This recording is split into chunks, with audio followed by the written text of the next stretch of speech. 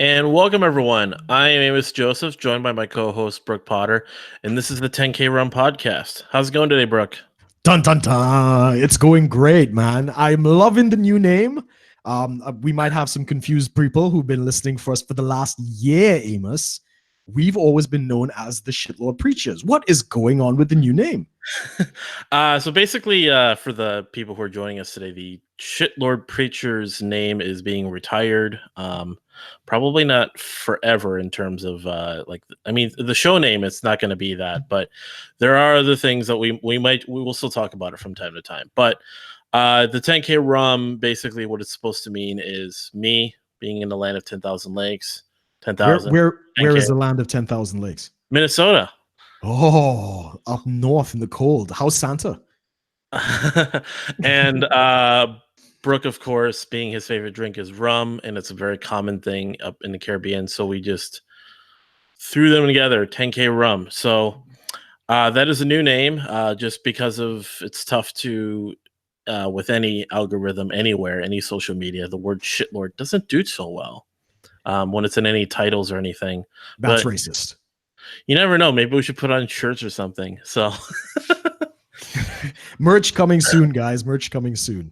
But you found an interesting meaning behind the word rum that we didn't know about. Oh, right. The secondary meaning to rum means odd or peculiar. So it's like 10,000 oddities, peculiarities, however you want to look at that. We tried a whole bunch of other names that kind of went down, like, this podcast is like a walk down different topics and such, different odd topics. So we were like rum road or something, stuff like that. Runners, Pirates of the Carib Rum. Red rum. No. So it's here we are. This is the new name, and it's gonna be a lot of the same content. It's just we're going about it a different name. Plus, it'll help us be a lot more recognizable and easier to kind of talk to people about it too. It's definitely funny when you're telling your family about, like, yeah, I'm in the Shitlord Preachers podcast, and like, what? No, it's called 10K Rum, and they kind of go, oh, that's a weird name, but it's not,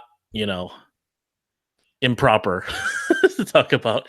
So, but today we have a guest on today. Technically, I guess my boss. No, one of my many. Are you in trouble, Amos? No, he's always in trouble. One of the people I work with over at Think Liberty, Cloven. How's it going, Caitlin? Good. Thank you for having me. Yeah, so we're having Caitlin on today. She'll be talking about a really interesting topic, but I'm going to let her introduce herself before we get into it. So go ahead. Over to you, Caitlin. Yeah. Well, I'm Caitlin Cloven. I am the social media director and chief operations officer of Think Liberty. I was also recently on the board of directors, or I guess executive committee, of the Libertarian Party of Minnesota. I resigned that position, thankfully, because it was difficult being in a political party. But now I'm just, I'm doing the independent media thing, and I host the Think Liberty podcast. I just took over hosting that recently, about 6 weeks ago or so. That's going pretty well. You can find that on the Think Liberty network, wherever you get your podcasts. But yeah, that's what I do. I actually forgot to add that. I will have to add that at the end. But if you, do check out think-liberty.com. That's where all the podcasts, the merchandise, and articles there too. I haven't written one in a little bit here, but you need to get on writing. We need more writers. Well, I am technically still a writer, but yeah, I just haven't written anything in a while. You're fired. Well, so is everyone else in that group. At least everyone's been fired at least once. I fire people pretty often. Usually when Killian makes a pun, he gets fired. I fired him 24 times in the last month. That's awesome. Yeah, I hate puns. Yeah. I mean, there's a whole Facebook group called "Don't Let Killian See This Pun." Yes, and it gets tagged in every. There's actually like a couple hundred people in that group. It's ridiculous. But At first, I was a little bit. I got the way it was worded. I got a little confused, but after we talked about it real briefly before the show, what are we talking about today, Caitlin? Political strategy as an anarchist. So Ooh. a lot of anarchists say that you can't participate in political action because it goes against being an anarchist. It goes against the fundamental principles. Participating in the political process, whether it be through running for office, working with political parties, or even voting, they say it legitimizes the power of the state. And while that may be philosophically consistent if you have a dogmatic adherence to a deontological worldview, meaning actions and ethics must be consistent and adhere to your philosophical rules, and you deem that anyone that holds your ideology must adhere to those rules as well. However, it's not philosophically inconsistent if you have a teleological or consequentialist view or a practice of philosophy and ethics. Personally, I'm more of a consequentialist, so that means I view the end result as the justification for the actions. So while it may not be super philosophically consistent for me to be an anarchist and participate in the political process, the ends justify the means, basically. So Could you before you go into it, it's like, all right, so let's define a couple terms then. What do you mean by anarchist? Because that is, of course, a spectrum term, especially out here in the UK. As you know, we got Antifa out here, and they're basically communists. So could you just kind of outline it from that perspective? So an anarchist would be anyone who, doesn't think the state is legitimate, doesn't think that there should be a state. Now, there's 4,000 different classifications of anarchist. It depends on, your economic preference or your view of property rights. And there's all these little hyphens that come after anarchist, or like, for a while, I was an anarcho-capitalist.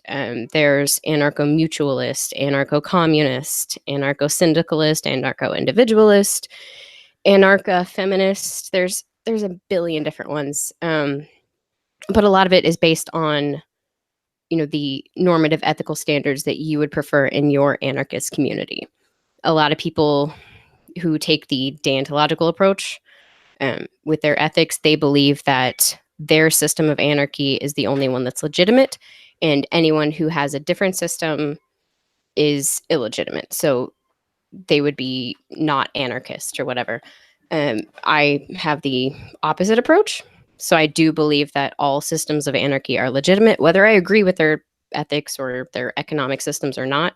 They still have a right to exist, because who am I to say that they can't? If I'm an anarchist, how am I going to say, yeah, you can't have a commune 400 miles away? That's kind of ridiculous. But I am of the capitalist persuasion. I do believe in, the free markets. The freer the markets, the freer the people, that kind of thing.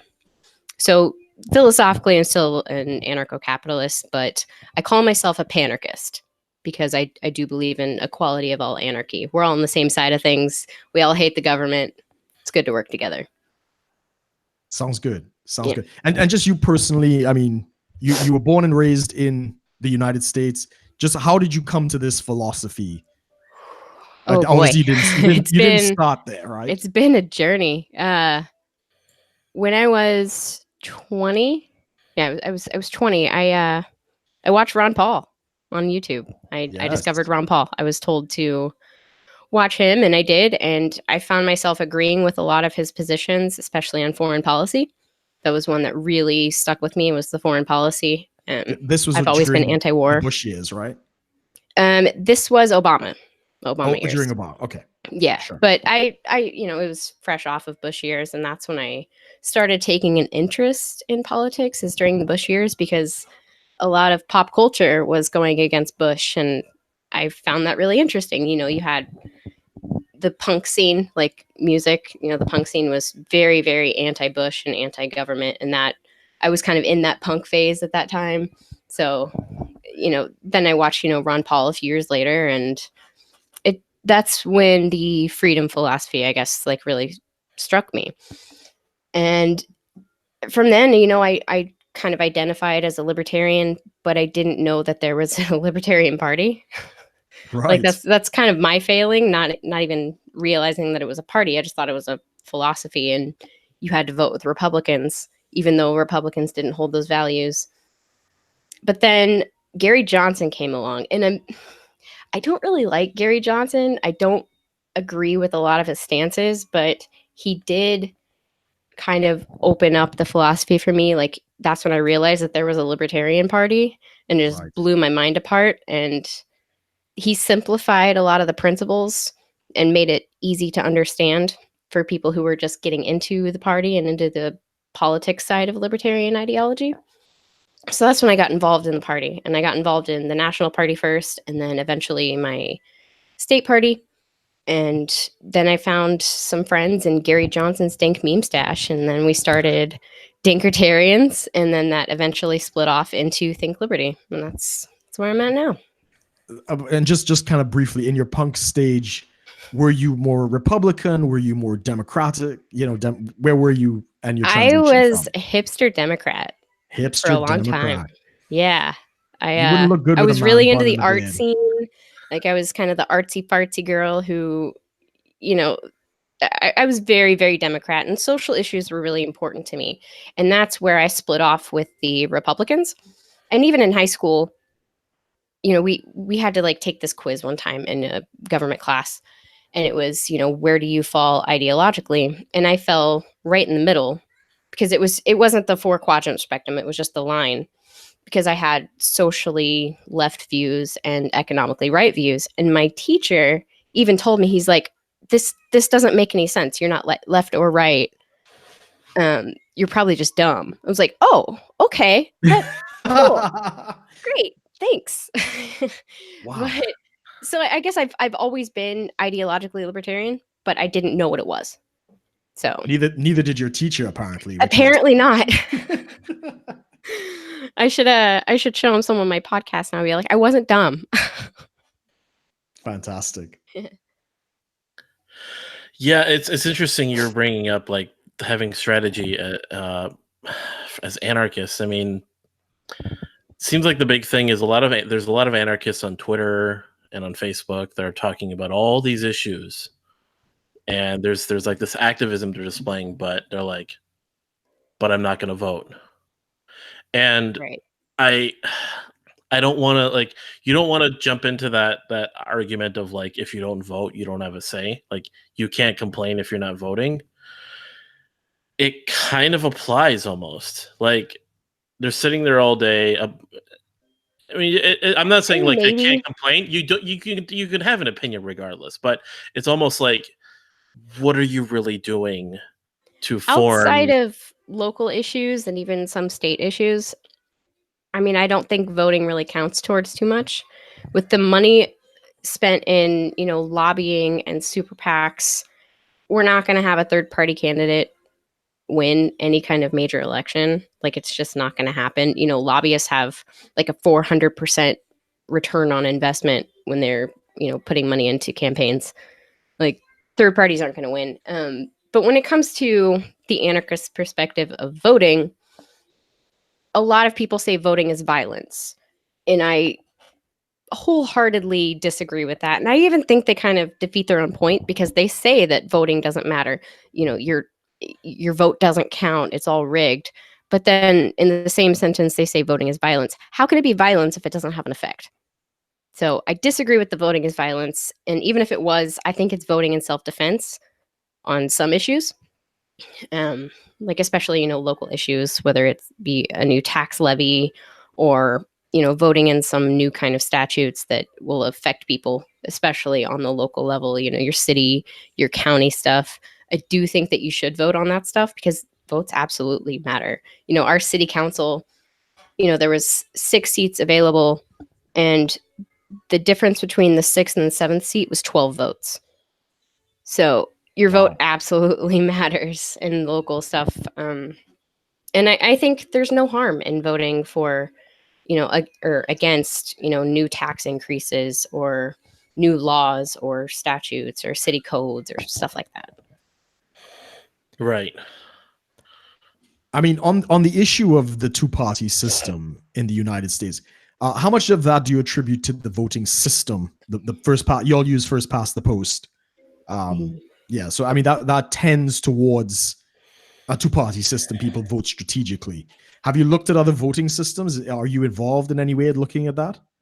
Yeah, actually, there's two that kind of strike out to me as a viable alternative that could help Sure. third parties or multiple party systems. There is ranked choice voting, which I'm not really a huge fan of because it doesn't have the effect that third parties think it does. But it's good to have that option there. That would be, it's a whole different voting system. You don't have to vote for just one. You can vote for multiple. You vote for as many as you want, but you rank them. So your first choice, theoretically, you're supposed to pick the one you really want. And then if on your second or third, you vote for the one to save you from the one you don't want. But in practice, people don't vote for the one they want first. They vote for the safe choice first. So it ends up having almost the exact same results. But another one is approval voting. And actually, I really, really like approval voting because it doesn't rank them. You just literally go down and check all the ones you want. So it really just goes by as many votes as that person gets. So that way there's no protection voting. There's no voting for the lesser of two evils. You literally just vote for everything you want. So I do like that alternative. I think that one could really help third parties and multiple parties, that kind of system, flourish in the US, but it doesn't have any kind of widespread support. It's kind of a new one. There's a couple cities throughout the US that have taken on approval voting for their local stuff, but as far as national or statewide anything, it hasn't gained any traction. But I do think the whole two-party voting system, the voting system itself contributes to the two parties because everyone's voting for the lesser of two evils, and the way people campaign, it's based on the voting system we have. That's also contributed to voting for the lesser of two evils. It's all attacks. It's all, attack ads on the other guy or the other, your opponent. Like it's not voting for people you believe in. It's voting against the people you don't. And that's definitely contributed to the two-party system. The orange man bad kind of scenario. Yes. Or Hillary, right, anyone but it's Hillary. always the devil. Yeah. It's pretty ridiculous how characterized candidates become in these elections. Yeah, and Trump has taken it to another level because he's a master troll. Yes, yes, he's brilliant. That is, I don't like Trump. I don't like his policies. I think, he gets a lot of credit for being a freedom candidate, but he's anything but. But one thing I do love about his candidacy is he is just master troll. Like, he's like 80 years old and he's trolling people on Twitter. I love it. The inner shit poster in me just loves Trump for that. Now, one thing I was thinking about while you guys were talking about this, wait, crap, I lost my train of thought there for a second. Hey, it happens. I thought the shit posting president was like a great opener for us there, Amos. I mean, yeah, it is pretty fun watching. I mean, and then a little bit of the anarchist too is like watching just the craziness people engage in. Just anything the guy posts, anything he tweets is just. Well, people it's in the news. They completely lose their philosophical grounding. They don't care what it is he say. They have to oppose it no matter what.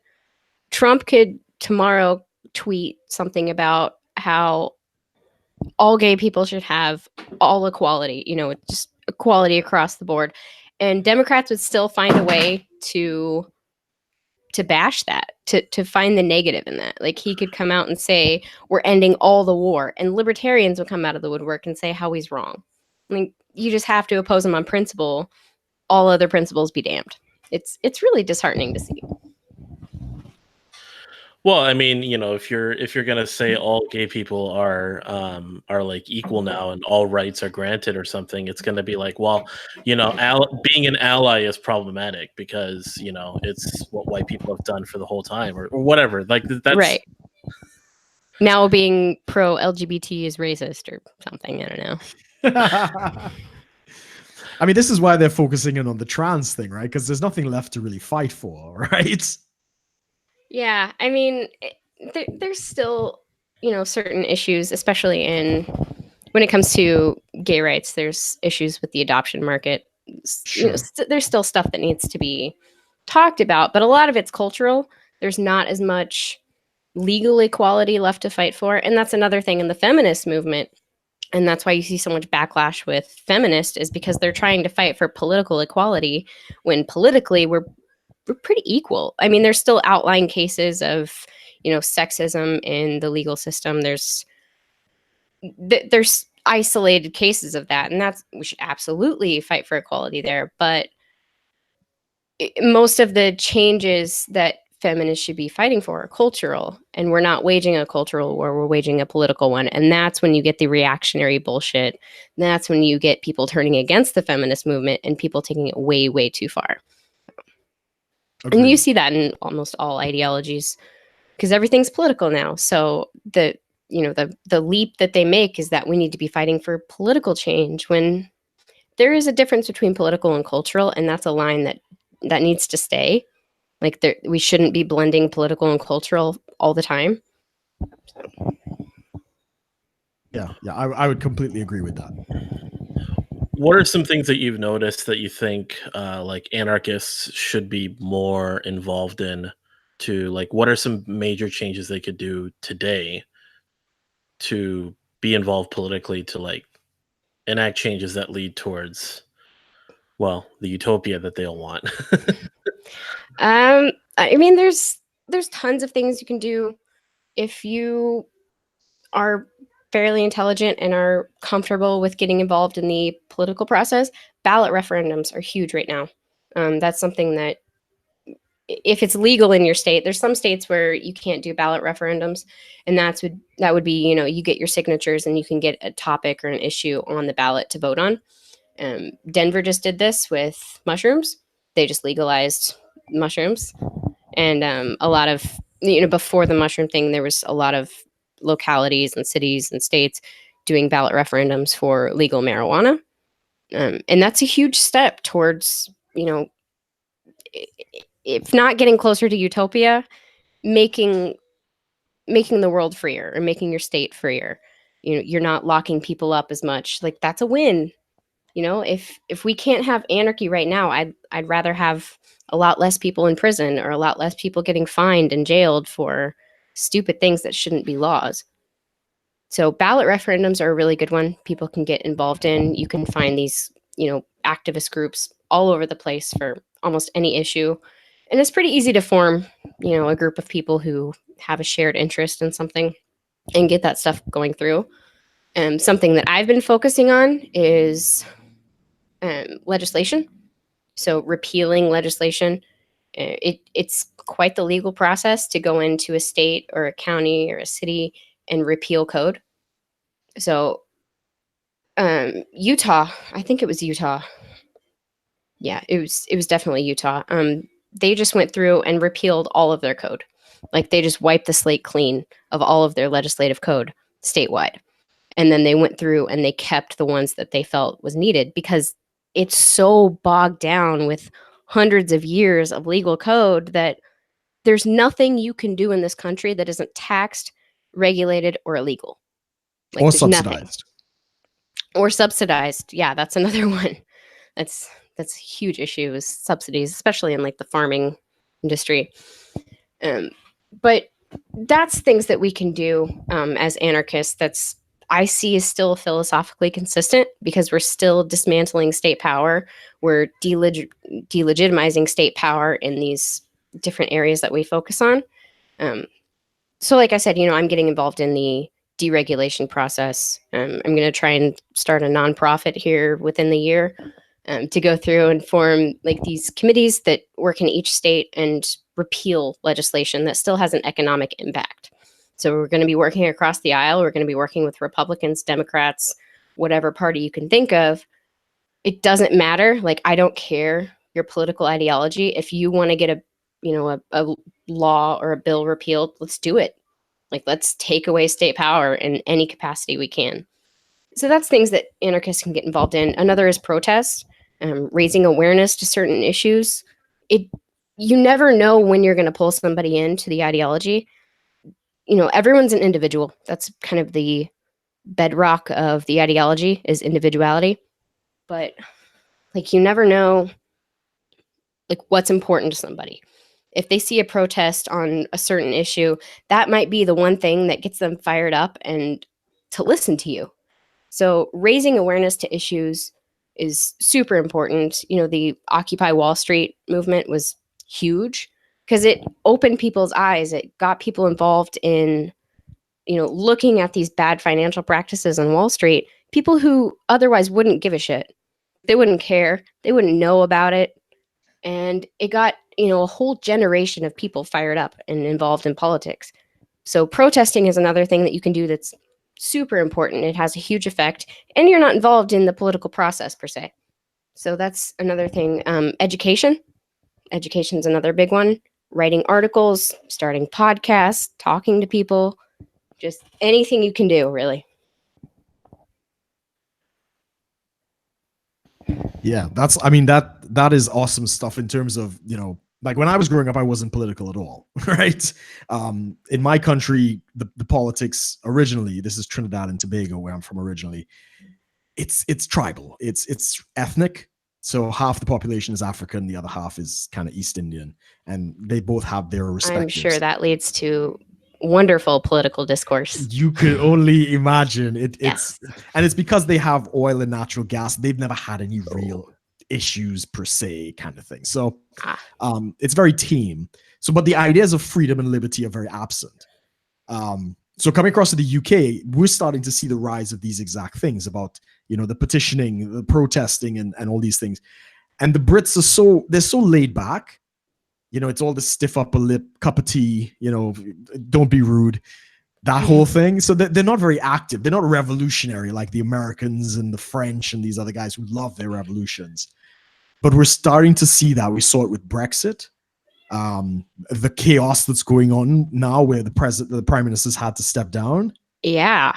That's been fun. I mean, I don't know if you're following it, but it's huge. It's the will of the people for the first time is being expressed so strongly, and the opposition from the political class is more obvious than ever, and people are lashing out. If only you guys could protest your national health system. That'd be great. That would get us in trouble, but I'm a big fan of trying to reform the NHS, which is that's a whole other story. We could do a whole podcast on that. NHS is a monster. It is. So, I mean, your involvement with the local Libertarian Party, right? How did you get into that? And what was that experience like? Was that with the Gary Johnson time, 2016? I get involved after that. Gary Johnson and the election is like when I got involved, like interested in the party, I guess, not really involved. It was 2017 is when I started getting involved. And I just, I found Facebook groups that were libertarian in nature. And of course, there's a lot of party activists in these groups. So, just seeing posts by them, and I got interested in party involvement through a lot of people on Facebook. And I ended up going to my state convention that year.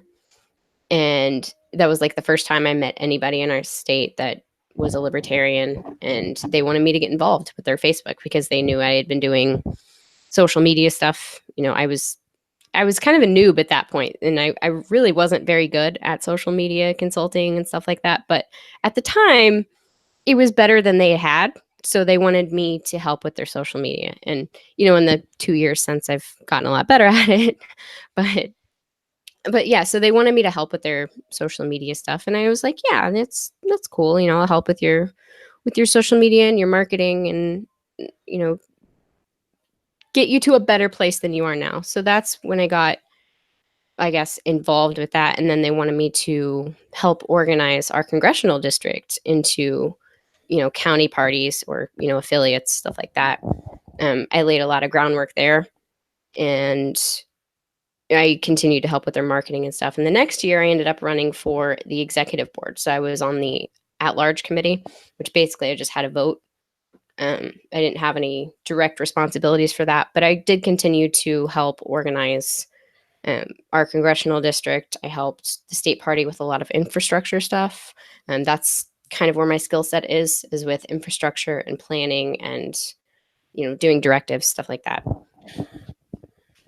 And for national, I actually consulted with their social media team and did this huge, presentation for them and showed them, the best way to break down responsibilities. I did a lot of their like departmental structuring, stuff like that.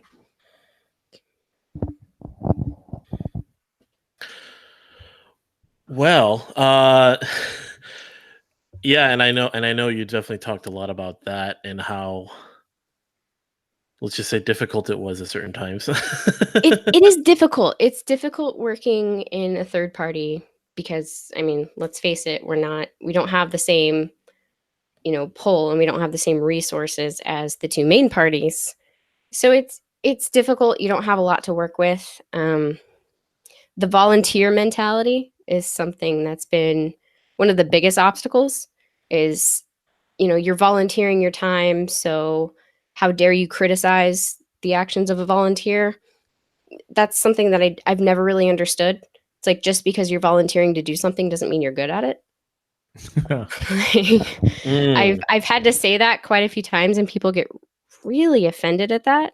It's like, you have to treat the party as a business. You have to treat it as an organization. And if you're not getting a return on your investment, if you don't have the right people doing things, then you're wasting your time. You might as well not do it. And I've noticed that a lot of people are really content with staying mediocre as a third party. And I don't know, with my particular skill set and with my particular attitude towards the party, I felt that I could do a lot better. Like I could affect a lot more change and put my skills to better use in the independent media market. So I kind of pulled out of party politics and working as a party volunteer a lot in the last year or so. That definitely seems to be where a lot of the real, I guess, interest in libertarianism, not necessarily the party, but libertarianism as a whole, anything from like your sort of constitutional libertarians all the way down to like anarchists, it has been independent media. It's been YouTube channels, Facebook pages, and unfortunately there really isn't that much even with the national party. I mean, you hear about it just because the last one we heard about was Gary Johnson, and now, I mean, going into 2020, I even don't know like who's really there. I mean, I know we at the convention we met see, I John forgot his name. Phillips. Yeah.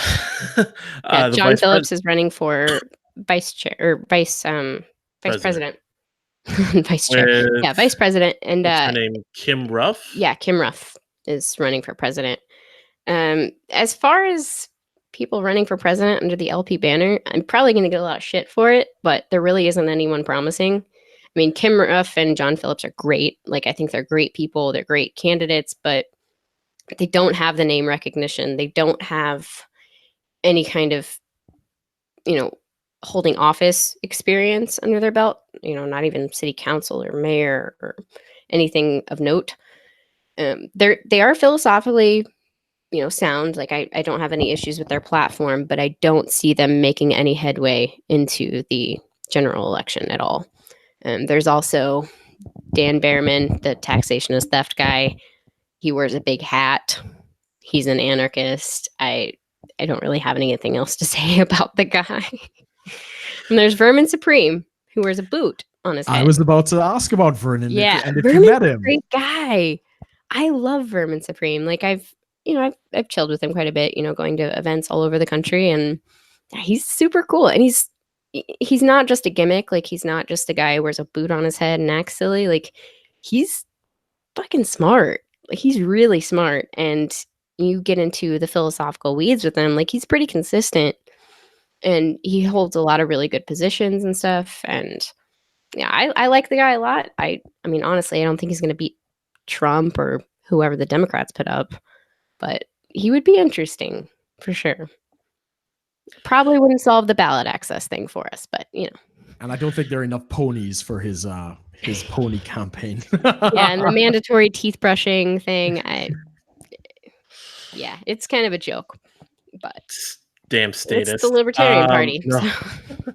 Well, it was interesting what I saw, especially with 2016. Like, so Gary Johnson with his experience when he came in, and now that he didn't win or anything, a lot of people were, well, just for lack of a better word, pretty much shitting on him after the election. Like, oh, he was this, he was that.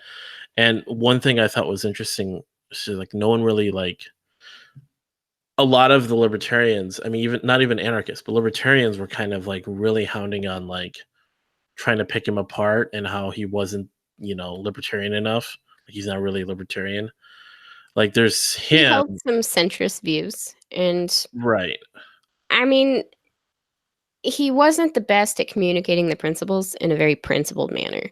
Like, when you pressed him on a lot of stuff, he kind of fell through, and that led a lot of people to join the party. It did bring a lot of people in because he was good at communicating to the masses, but it wasn't good on the follow through. And I think Right. that's where a lot of the party failed too, because yes, it's a political party. Our job isn't to educate people, but we are a minority. We do have to have some kind of follow through with education of new people. You bring in 1 million people in your political party and don't do anything to educate them on the deeper aspects of the philosophy. You can't be mad when the party starts turning into something it's not. Like, we have Right. the educational resources available. We have, the Ludwig von Mises Institute. We have, Cato Institute. We have all of these, educational centers that are core to libertarian philosophy that we could be pushing people to as a party. You have the social media and the presence, I guess, of the Libertarian Party, and you have a lot of ways to reach people. It's very easy to push those people to these educational centers. And that's something that they never follow through with. And I think that's a lot of the gripe with Gary Johnson, is he brought in all these moderates and then just kind of left. Like, he hasn't done anything with the LP except, he ran for, I think, Senate in Arizona. And that, fell through, of course, because he had an L next to his name. But I think a lot of the gripes people have with Gary Johnson are actually gripes of the party. Like, he wasn't the strongest candidate. Like, it's okay to say that. Like, yeah, he did a lot of good. He brought a lot of people in, but he really wasn't that strong of a candidate. Like, he didn't have that inspiring factor that Bernie Sanders has or Right. Ron Paul has. Because, I mean, let's be honest, Bernie Sanders is basically the left's Ron Paul. Like, he fires people up, he gets people interested. That's not Gary Johnson, and that's Right. definitely not Bill Weld. But Right. I think the party just failed on a massive level with the Gary Johnson campaign. Resources weren't utilized effectively. The campaign was kind of, I mean, it wasn't a great campaign as far as, ground game and, spending stuff, spending the money on effective marketing. It fell through. Yeah, I try to, like, when I talk to people about it, and they the big thing I try to bring up is just you if you want change, it's especially in the system that we're in, sort of the reality is it has to be incremental, it has to be little by little. You're not gonna, I mean, even someone like Gary Johnson, as radical as his positions would be in today's political landscape. Oh, I want to abolish the IRS. That's pretty ambitious. That's not even, and somehow people thought like he wasn't libertarian enough for what we needed.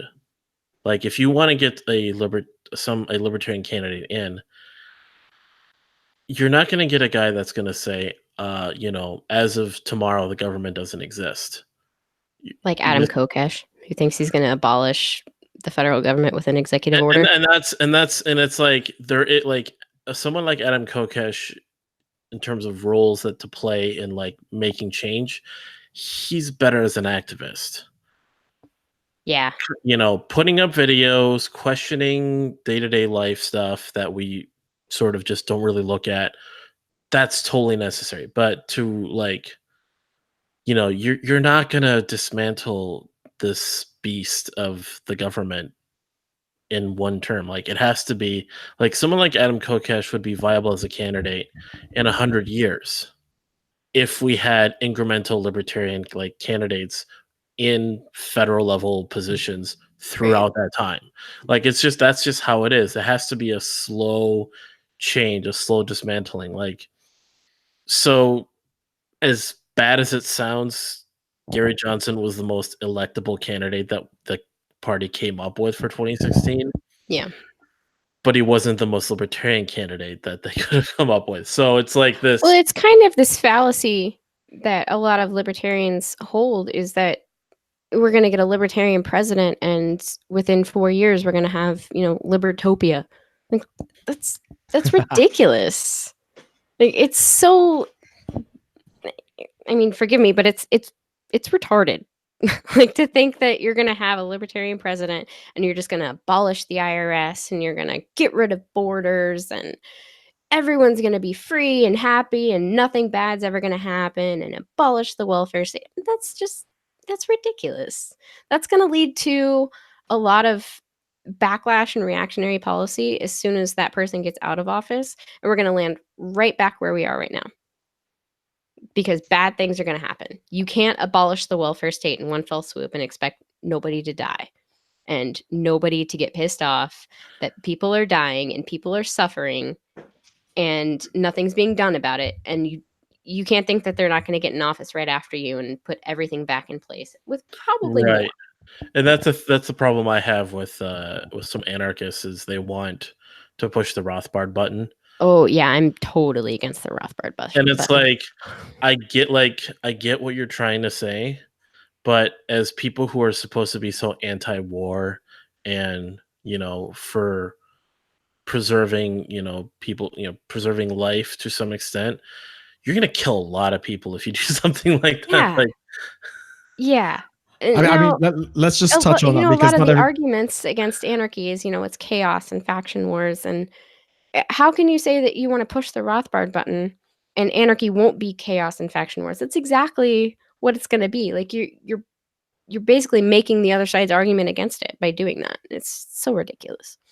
Yeah, just for some of the listeners, because not everybody's aware of who Murray Rothbard was, but he was an anarchist. He worked. He was a protege of von Mises. And the Mises Institute today actually works towards finding non-governmental solutions to the issues that we have today, like air traffic controllers, self-defense, and stuff like that. So somebody's asking, like, who is Murray Rothbard? So not everybody is as familiar with these terms, especially across in Europe, right? Stuff like that. So the Rothbard button is basically you push it and government ceases to exist. Yeah, instant anarchy.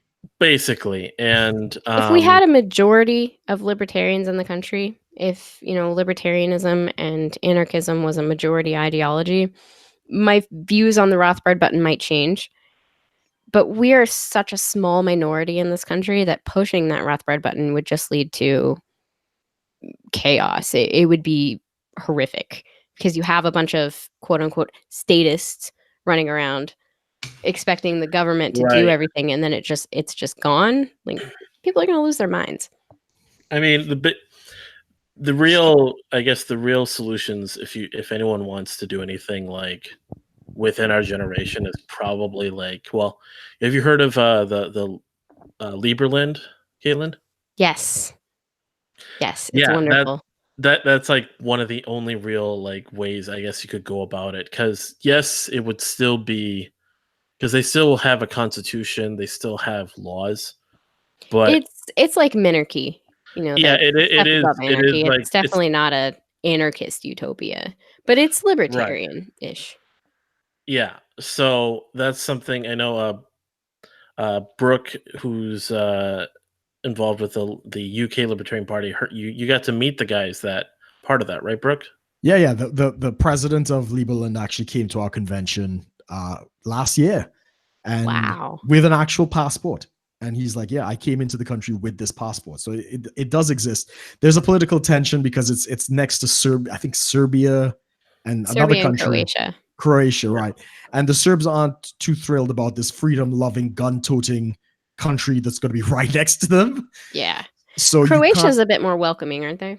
Croatia doesn't give a shit. So, Yeah. but the Serbs are kind of like, all right, you want to do this, but we're not going to let you step on this land. And they're literally like, you can go up to the board, up to the beach, but you can't actually set foot on the land. So that has to be resolved. But it's a fascinating project. Because I know with what you're saying, Brooke, they pretty much have a lot of backers in it that as soon as they can get something there, as soon as they can step on there and build something, people might as well just start flying in then, couldn't they? They have really Once, strict border control. yeah. Once there's an airport and there are a lot of cryptocurrency guys that are backing the project, so there is money behind it. But geopolitics, Serbia doesn't want it, so there's a problem. And there's a lot of pushback in the EU, right? Like of not recognizing them as an actual country. Yeah, but I mean that's the same thing as Somaliland in Africa, which is, they kind of use that as the model of how a country that's not recognized internationally can get, recognition and function.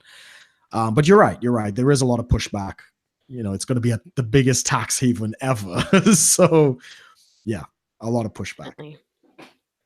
That's good though. I mean, these real world examples of what a somewhat libertarian utopia would look like is it's really helpful, showing that voluntary taxes are not just a pipe dream.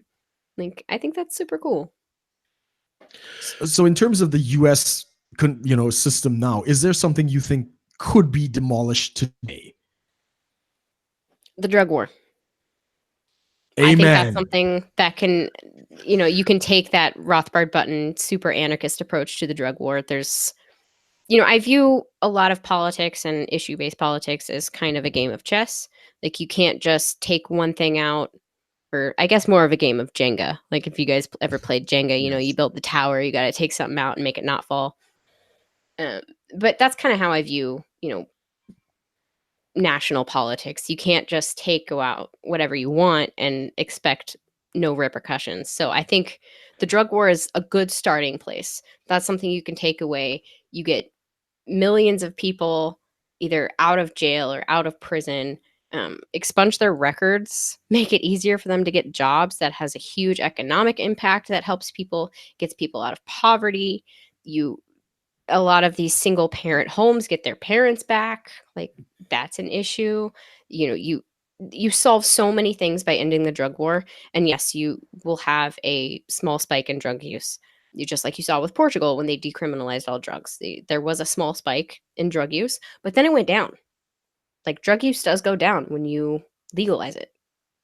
It just does. And then you end the issue with a lot of the border issues. A lot of the violence surrounding the border, a lot of the violence in Mexico that causes people to come here, that goes away. You solve a lot of international issues. You get a lot of the money that's involved with this above board. There's so many things that ending the drug war will do to help the economy, help the people, help everyone's freedom overall. That's one thing that I would absolutely nuke in a second. And have you ever indulged in any kind of drugs? Are you saying this out of a selfish place or just out of principle? I don't know if you want to admit that on air, right? But I do like some weed occasionally. Oh no. I know it's horrible. No, I've hella anxiety and stuff like that. It helps, but no, I'm not like a regular drug user. I've never really done anything else besides weed. And that's something that's pretty much legal, or the attitudes towards legalization is almost at 100%. I think it was like 75% nationwide for legalization. That's something that's not super controversial, but I'm not coming at this from like a selfish standpoint. I look at it pretty economically and from a humanist standpoint. Like this is just going to help people. Like, yeah, I don't think people doing, coke and meth and crack is a great thing. I don't like that people do drugs. I don't like that, families are destroyed over drugs. I don't like that part.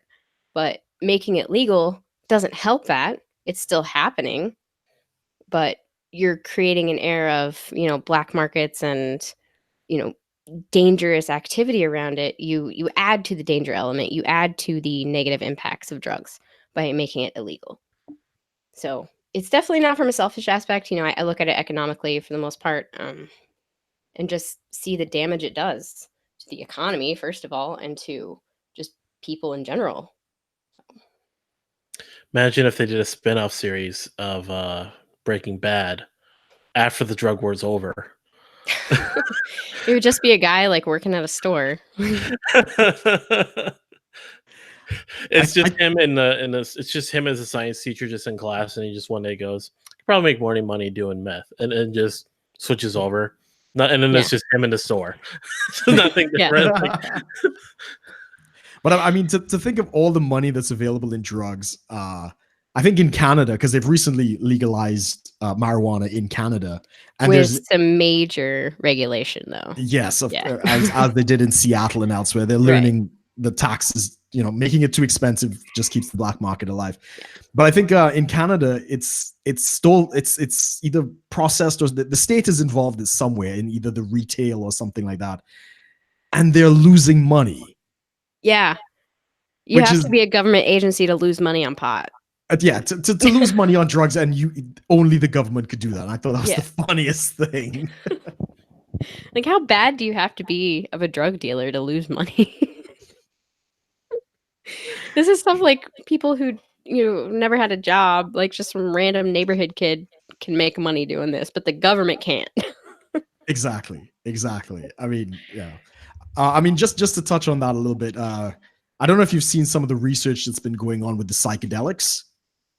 A bit, yeah. Right. So as we know, back in the 60s, it was Thomas Leary. Was it something Leary? I can't remember. They're actually using the psilocybin and LSD and DMT and stuff like that to treat non-responsive depression, anxiety, post-traumatic stress, and all of these things. Yeah. And that research started in the 60s. And of course, I think it was Nixon with the war on drugs. He just outlawed it. So we've lost 30 to 40 years of research on this. But there's a resurgence of that right now, especially in the Veterans Affairs. And over here in the UK, there's a lot of stuff going on with the NHS. And again, psilocybin and mushrooms and these things, it's the safest of all of these things.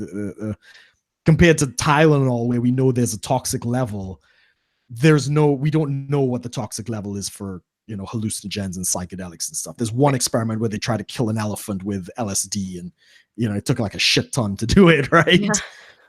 Yeah. Wow. Yeah, you can look it up. LSD kill elephant on Google if anybody's interested.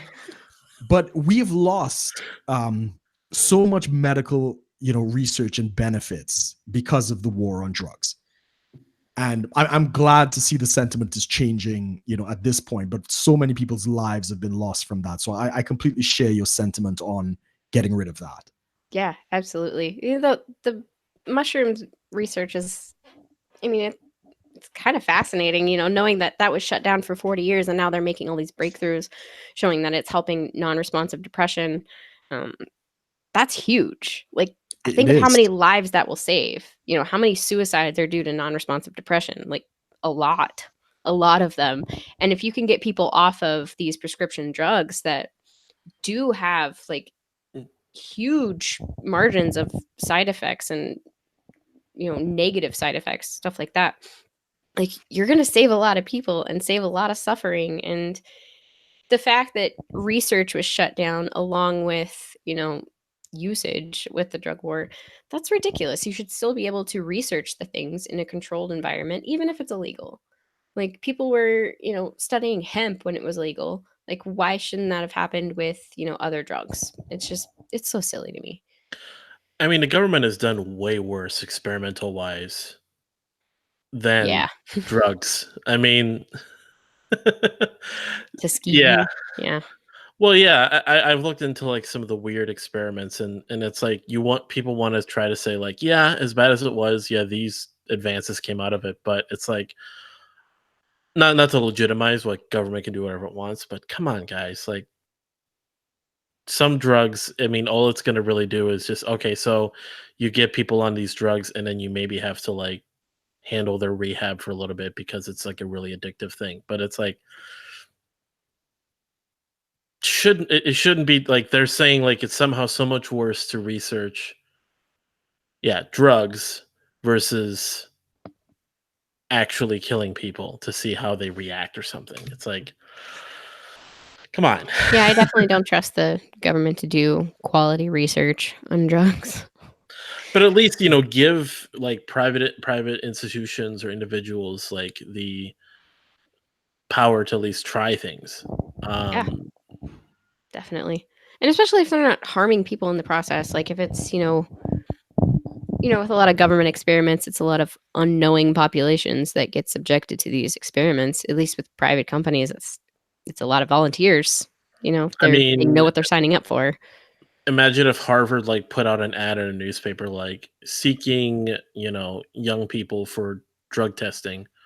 Like, oh, they do that now. Yeah, they do it. But I mean, even more than that though. Like actually, really, really pushing. Like we've got a cocaine study, we've got a psilocybin study, we've got a DMT study, and you're gonna have like be all over that. Oh yeah, you could do it. You could go on Google right now and search Minnesota University DMT study, and they'll give you the application form. You could do that right now. Oh yeah, there's hundreds of studies at almost every major medical university. Quite right. I do have a question on the drug thing though, because I asked this of Killian Hobbs, I believe. Was it Killian? Well, we'll see. So there is a market incentive for drug companies not to produce cures. Yes. Right. They want you basically hooked on a drug for the rest of your life. Mm-hmm. Now, would you say that, especially if the government is doing like healthcare, like how we have in the UK, there is a government incentive for them to find cures because paying for a drug for people forever and ever and ever is more expensive than finding a cure. And that might actually be an area of research where the government might have an advantage over the private market. What would you think? It's an interesting proposition. I mean, on its face, yes, but when it comes to market incentives in the current political landscape, in the current political market, yes, but if you also deregulate and either get rid of or massively cut down the FDA and get rid of patent laws, stuff like that, you're going to open up the drug market to a lot of competition. Right.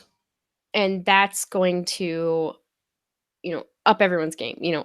People aren't going to, it's not going to have a monopoly on drugs. You're not going to have four or five major drug companies, holding on to cures or not doing research on cures because of the market incentive. You're going to have 500 drug companies, and not all 500 of those are going to hold back a cure. They're going to be the one to put out the cure because they're going to make a lot of money on it, and they're going to have an advantage over their competitors who are, hoarding the cure or not doing research on a cure. So they're with an open market, with, a vast market of competition, that's going to breed cures. Competition will breed innovation. And that's kind of where the government argument falls back, because they don't have competition. They don't have, the push for innovation. They'll have a monopoly on it, so they can kind of put out the cure, do the research at their own pace, which we know government pace is not very fast. It takes them forever to do anything for any kind of, directive. But with, free market competition, that's where things, take off. That's where things go very fast. That's where, all these breakthroughs happen. When's the last time the government made a major breakthrough in almost any industry besides NASA? Because, they did. It counts. But yes. Yeah. No, I get your point. I mean, because my sister actually works in the VA, and there, like the whole AIDS treatment, the pills that they have for the HIV and stuff like that, all of that's government funded, because there's the public, the big drug companies weren't really interested in this. And now the researcher who's done it, he's a billionaire now. He's got it down to like one pill. Nice. Right. But government funded. The other guys aren't doing it. But I agree with you. I think it has a lot to do with the present political climate, especially Right. surrounding drugs, And if it were that's opened a up. lot of what people kind of ignore when they're talking about, the incentive structure is we don't have a free market right now, so we can't argue against free market economics if that's not the case at all. It's like if you're arguing against free market economics based on the information we have now, it's really not an argument because Sure. we don't have that. We don't have the example there to argue against. So if we do have a free market, I think that would breed much more competition and innovation than a monopoly, like a government monopoly on research, because everyone wants to be the first one to come through with it. They want the $1 billion that come with coming up with a cure for something. And while greed may not be the most moral of motivators, it's still a pretty effective one. Absolutely. Well, I mean, you can't get rich legally, without serving others, in a capitalist system. So yeah, I completely agree with that. It's an interesting question. I bring it up with everybody. It's an interesting thought. Yeah, definitely. Speaking of this AIDS pill, have you guys heard a lot about this whole conversation going on now? The whole thing. So there's a lot of discussion now with how some sort of pill or medication that's like $2,000 or something a month here in the States when it's only like a few dollars in other countries. Have you guys heard about this? Oh, is that the one where Martin Shkreli? No. It was like something like I mean, the that's Democrat. most drugs, though. Oh no, it was that chick, the CEO chick who, and she was in a bunch of congressional hearings.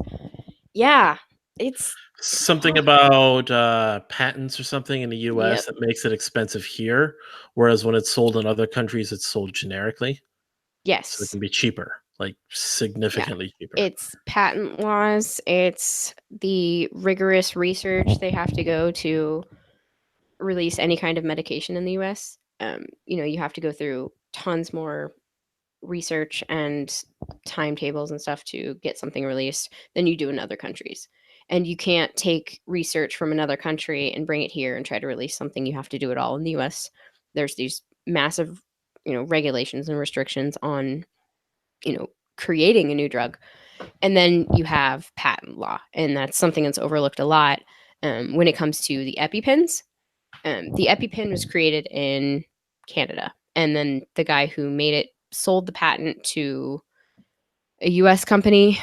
And the way patent law is if you change anything, like anything at all, you can renew your patent for another 10 years. And it doesn't have to be the drug itself. It could be the administrative, thing of the drug, like the syringe. Like if you change anything on the syringe, that's another 10 years you buy, and nobody else can make it.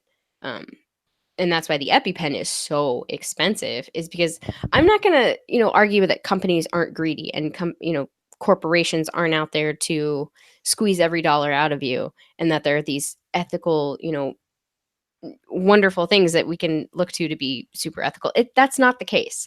Like there are corporate bastards out there who are trying to, leech every dollar they can out of you.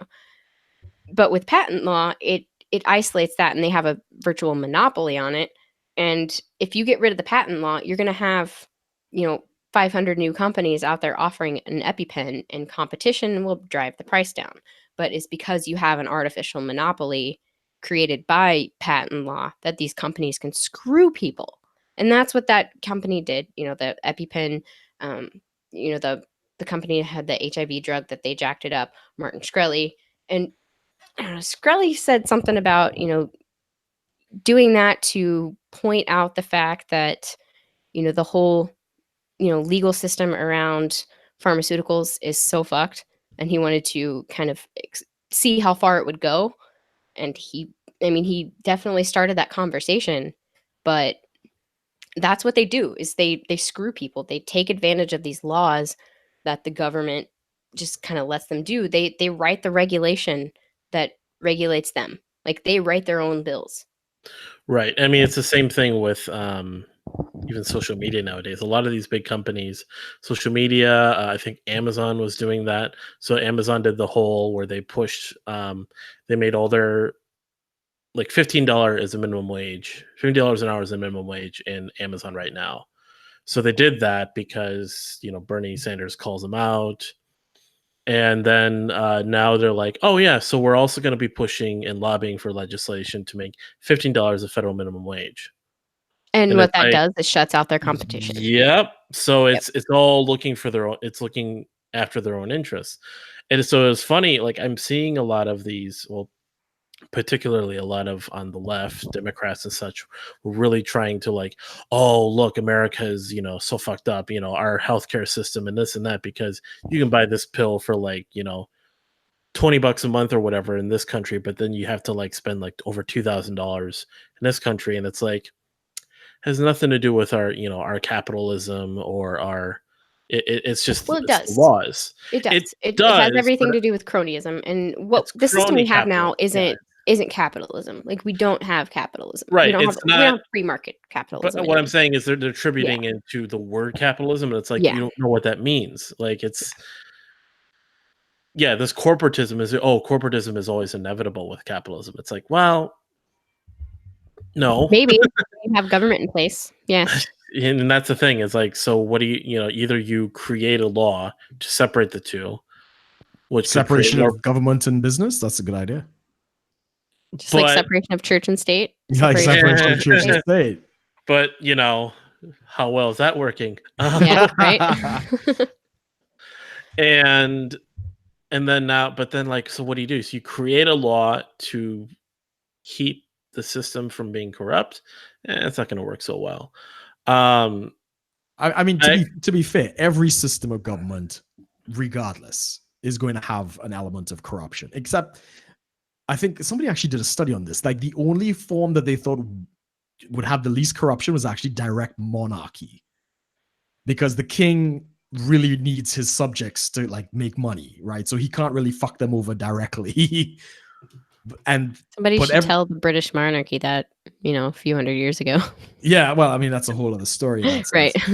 But I mean, it has to be small. It can't be like the US could never do it. It's got to be like regional, like a really small area. There's some arguments that a monarchy could work for libertarianism. You know, just have like a figurehead king or queen. Sure. Well, and they don't really have too much power, but they're the only form of government. So could do. We I don't know if you saw Caitlin in our in one of our chats, the group chats for the multimedia for Think Liberty. There's so many group chats. I don't know. Well, I don't know. Like I'm trying to like figure out like if I just get a thought and I'm like I want to bounce it off ideas, I got to find a chat for that. But anyways, so I was on Twitter talking to an anarchist who was trying to talk about I'll say this. So Stefan Molyneux put out a tweet talking about how the West, how the West like did all these things, and I'm like, okay, these are all like things I can see. Like, okay, the West did all this, and this person started, you know, like freedom of speech, freedom of religion. I'm like, okay, that's all good, and an anarchist came and said, oh yeah, but you know, this country has this, that country has that. Like, they said, like India has freedom of religion, and so does Thailand. Like, it's not special to the West, and I'm like, okay. In India, they still have the caste system. So I don't really think that really applies. And the government doesn't do much about it. In Thailand, you can actually be jailed. And they don't have separation of church and state either. So you have a bunch of theocratic warring factions in India.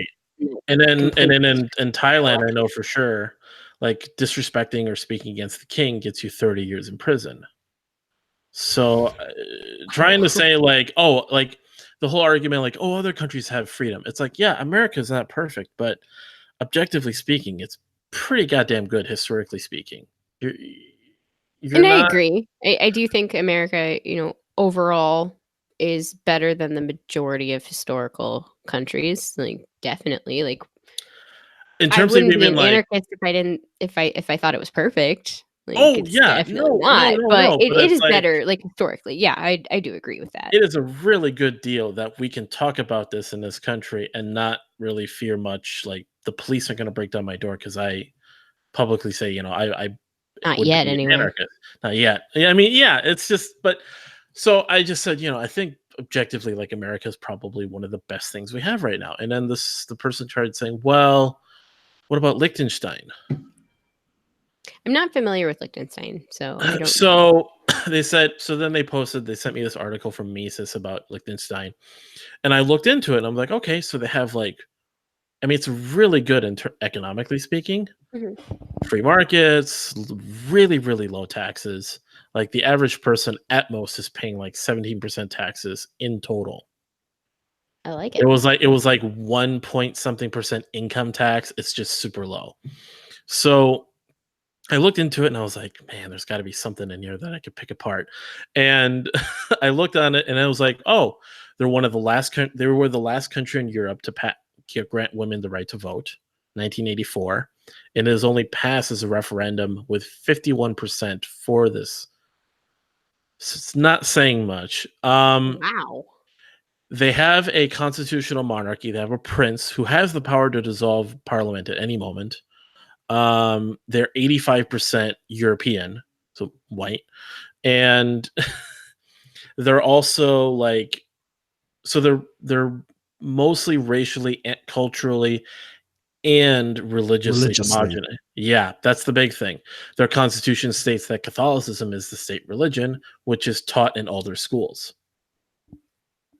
Yikes. Yeah, libertarian, everyone. It's like, so I kind of pointed that out. Like it almost sounded like, I don't think, race has much to do with it. It's more of the cultural aspect. Like if it's culturally ambiguous, like of course they're gonna have, well, I mean, it's my understanding that culture and race are very close. They're not exact. Like you can have like, so it depends. there is an American culture that is not I would say exclusive it's to, more of immigration status than it would be race. Like you're gonna have people born in whatever the country they're in, and they're gonna likely have the same culture as everyone else in the country. It's more of the people right, who right, right. So, but I pointed out basically like it almost sounded like the left's equivalent of trying to point at the Nordic countries for socialism. right. It's like, well, you have a very homogenous population and it's a small population. Right, and they don't have I would guess that they don't have the same, infrastructure demands, the same foreign policy kind of thing. They don't have the same need for taxes. They don't have the demand for massive social programs because they have a small homogenous population. So it's different. Because like and Brooke and I have talked about this, the Nordic countries don't really have a military, Yeah. much of one at least, whereas we have this huge military. So they're trying to, oh, America could be like this democratic socialist paradise just because. It's funny when people use the democratic socialist thing for a lot of Nordic countries because they're actually more libertarian Right, they're than they are socialists. Yes, they have, a lot of social programs, but they're taking those away. Like very Correct. slowly. They're taking those away. They're not implementing more, and they have a much freer market. Like they don't have the massive market regulations that the US has, and that's where a lot of their prosperity and happiness comes from. Because they all have jobs. Because there isn't regulatory hurdles to jump into or to jump over to start a business. Like your market's much more free. You have much more prosperity that way. That's where your happiness is boosted. That's where your, you know, average prosperity is boosted, whatever. And they, they're more libertarian than anything else, except with the social programs. And like I said, those are and those I are going think away. the thing about it is that their culture tends to be more collective, so that they're if they when you there is a sense of responsibility you need when you're trying to have social programs, like, but if you have like a And place like, I actually disagree with a lot of libertarians in the whole collectivism is cancer tagline that they like to use a lot of the time. I'm not against collectivism. I think collectivism is the natural state of humanity. When you get, more than a few people in a place, you're going to have collectivism. It's just human nature. And it can be utilized for good. Like, I'm not inherently against social programs. I'm inherently against the force involved, like the mechanism of collection for Right. those, but I'm not against social programs. Like, if a country wants to do that and its people want to do that, like democratically, if they want a social program, who's to say that that's wrong? Like, I may disagree with how it's set up, but there's nothing inherently wrong with people taking care of people if it's voluntary, if the Right. majority of people want it.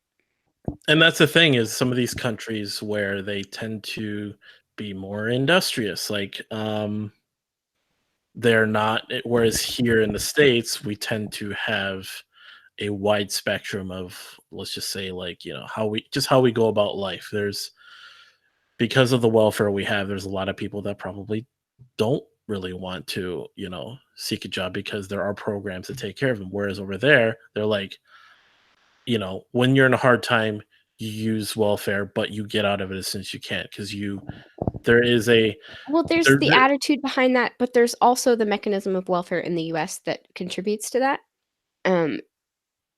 It's a little bit different than in Nordic countries. And in the US, when you have welfare, you're usually doing better than you are when you're working because of certain, economic factors. So you're going to get more from welfare than you would be by working 40 hours a week at some, shit job in the middle of nowhere. So that's where you get a lot of people who stay on welfare for a long time because it's more economically beneficial. In Nordic countries, you don't get that much. You don't get enough to support a whole family. Well, I think there's also more the than 20 social hours. stigmas too. There's less of a social stigma on welfare here than it is in certain other countries where if people, you just don't talk about, well, I'm, people find out you're on some sort of welfare, they kind of, there's a more of a stigma here. If I'm on some sort of welfare, it's more accepted. I feel from my experience, at least, and people that I've talked to, they just, oh yeah, Yeah, because I think it's more widespread and the demand for welfare is increased with the massive regulatory aspect of our government. Everything is, I mean, the need for welfare is artificial because of the barriers to entry in the market, business licensing, all the things that contribute to people needing welfare. That's more widespread here than it is in Nordic countries. So more people are on it. So the stigma isn't as much.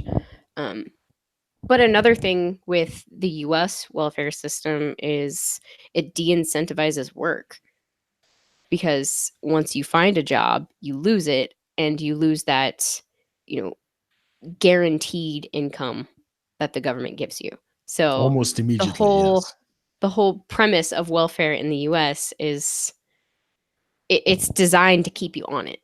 It's not designed to help you out temporarily yeah, like a lot of the Nordic welfare system is. So that's kind of where the whole, not as much of a stigma thing comes from is because it's more widespread. The artificial or the demand is artificial and the mechanisms in place, it keeps you on it forever. So, I mean, I get it. yeah. When and Brooke knows this too. So I actually for the last month here, I was like kind of going in between. I was between jobs, and I thought, well, I might as well just look into unemployment and see what that is. It's not like enough money like you're gonna live good, but I was realizing that, oh, all I gotta do is like the bare minimum of certain things, which is way less than a job, and I could be just fine. Yeah. And I when I started to realize that, I'm like, this is why, you know, certain people can just live off this. They just have As a to. single mother, I would qualify for several $1,000s worth of welfare a month if I wanted to. It's an industry in the UK. Like, young girls out here do get pregnant out of wedlock to be a single mother because the state will give you housing, food, car allowances, plus money for the kids. Jeez. And it's a cottage industry. And when the child turns 18, they just pop out another one. So yeah, even out here, You almost can't blame people. I can't. Like, it's might Heck, as well, I should right? have done that, Right. Like, come on. Like, I did the welfare calculator for Canada, and I qualified for $6,000 a month in benefits with me and my 2 children. If I was single, yeah. I was like, Wow. shit, might as well become a socialist, move to Canada. That'd be good. be a lot easier if I didn't have, morals and principles, but Dang, Yeah. those morals and principles. yeah. That's the thing. People had tried that I've talked to about this. They kind of go when I criticize welfare. They go, "Have you ever?" I'm like, "Yeah, totally been on welfare. Family, myself, everyone. Like, I yeah, was temporarily on Medicaid when my fiance lost his job and we had to move across the country. It was difficult. Like I understand the need for it and I understand, why people want to keep it around. And like when it comes back to, anarchist principles and stuff, like, yes, I don't want welfare. I don't want those safety nets coming from the government, but that would be like the last thing I would cut because it kind of has to be because the safety net is there for all of the policies that government has in place that's screwing people. Like you have to get rid of those policies first. You have to get rid of the demand for welfare, the artificial demand anyways, before you cut it. And yeah, like right." I hate demonizing people on welfare. Like, shit happens. Demonize welfare over the people because Exactly. yeah, Like I'm I not gonna go mean, out and call anyone a welfare whore or anything else. Like I'm not gonna say, oh yeah, you're just leeching off the state. Like I'm sure you got reasons. Like I don't know. right, but there is the reality that just when there's an incentive there, well, when there is something there, you generate an incentive, and the numbers and the statistics are going to start leaning that way. If you have, it's like Brooke said, you pop out a kid, you get all this stuff, so why not? I mean, And I not think to that's say like, where anarchists and a lot of libertarians need to come in and instead of, harassing those who are on welfare, point out the need or point out to people on welfare and point out to, recipients of welfare, look, you wouldn't need this if it wasn't for these shit policies in place. Take, each person's circumstances and break it down, be like, okay, so because you can't start that business or because you were in prison for drugs or whatever, these are the policies in place that have put you in this situation to where you even need welfare. Otherwise, you wouldn't need it. You'd be, prospering on your own. And that's where, we should be pointing that out to people instead of demonizing the welfare system or demonizing people on welfare. We have to point out the reasons they need it. And they'll get pissed. And No, I think that I would would go a agree with long that. way for, getting our message out there more effectively. So And I think close to 70% of the American budget is Social Security, Medicare, and benefits, right? I think I think that's it your was biggest chunk. 60% was like Medicare and Medicaid, stuff like that. But entitlements, what they're calling it. Entitlements. yeah, Yeah. and yeah, I mean, there's a Social great Security book. just go. Right? Yeah, That's there was a great book by James Bartholomew, I believe his name was. It was called "The Welfare State We're In," and it was written for Britain, but it of course it has connotations around the world. And he talked about the one thing that the welfare state has created is the permanently unemployed and the permanently unemployable. yeah. Now, we did have safety nets before the welfare state, right? So we had mutual aid societies and what was called friendly societies or guilds, as we used to have them. And people might consider them to be racist today because, you'd have like, the Eastern European, house of whatever, and, the Afro-Caribbean, friendly society. And it was very much centered about nationality and race and these other things. But those organizations used to serve as, one, healthcare. They were also employment, burial. So if you needed money for like insurance and stuff like that. And it was a community of people that all chipped in monthly donations into the community. And it's localized. Everybody knew each other. And if somebody was down on their luck, that money would go to help that person, as well as the community would work to get that person a new job and so on and so on. That was outlawed. That was actually made illegal in the United States and in the UK. Jeez, I didn't know about that. To make way for the welfare state. This was never an issue. In fact, it was kind of also like a savings bond as well. You used to get, like a savings and loan sort of thing as well if you wanted to start a business. But that's what we had before. And that was crushed by legislation to make way for the welfare state because as we know, it's a vote winner, right? If you get a portion of the society and you're giving them money, you got they're more than built-in likely votes forever. Yeah, you got built-in votes. So a lot of people don't know the history of what we had before. We think, we've always had it. No, it's a relatively new invention. and we're 40, 50 years in, we see. Yeah, those small localized mutual aid societies are brilliant. I mean, that's what we Yeah. should have. That's what I propose we replace the welfare state with. Like, I don't want people to starve and die. Like, obviously I want people who need help to get help, but I don't like the mechanisms in which they're getting help right now. I don't like the economic impact that those systems have. And bringing back those mutual aid societies, whether it's based on nationality or it's based on shared interest, like you could have a community LGBT, Correct. society or whatever to do it. It doesn't matter. You can base it on whatever you want. But I think that would help out a lot, especially rural communities. That would help out people a ton. So yeah. So to I'm any of all our in favor. listeners out there, try and bring back the mutual. If you want to repeal something, try and find the legislation that banned that. That's something we could definitely get behind. We should work on an article on that, and we'll have to find the legislation that does that and work to get it repealed. Get it done, Amos. Oh boy. Yeah, buddy. That's your new assignment. Coming from your said so. boss. Or else I'm going to be fired again. Yeah, I'll fire you for the 12th time. I don't really fire people. It's just a joke. Yeah. I'm a fun boss. Now, where are you primarily, because I know we're getting kind of towards the end here, where are you primarily, like, I guess, posting things, publishing things, Caitlin? What do you mean? Like your I know. Okay, but before we close out on that, Kate, so where do you see yourself in the next 5 years, Caitlin? Are you running for the Minnesota Senate? No, I will never run for office. I'm just not a politician type. Like, I can't get out in front of a bunch of people and talk about why I want to, run for office and rule over them. Like, I just don't see that happening. That's not where my skills are. I'm not the most charismatic person. Like, I'm just not going to run for office. I'll help people run for office, and I do. I help candidates with, marketing and social media and stuff like that. But I guess in 5 years, I don't know, I'd like to be running my own consulting firm for social media and marketing. I'd also like to see Think Liberty doing very well. That's something I plan to keep going for as long as possible. Having our podcast network, I guess a good 5-year goal would be 10,000 monthly downloads. That'd be cool. Yeah, I don't know, just keeping the dream alive. I'd like to have my nonprofit up and running and have at least 10 state teams in 5 years.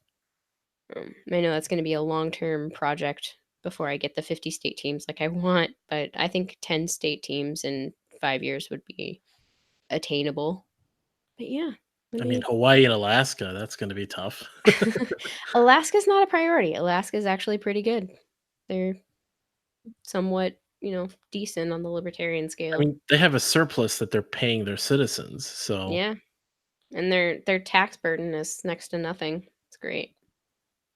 I love it. And Hawaii's kind of the opposite. Yes, they are.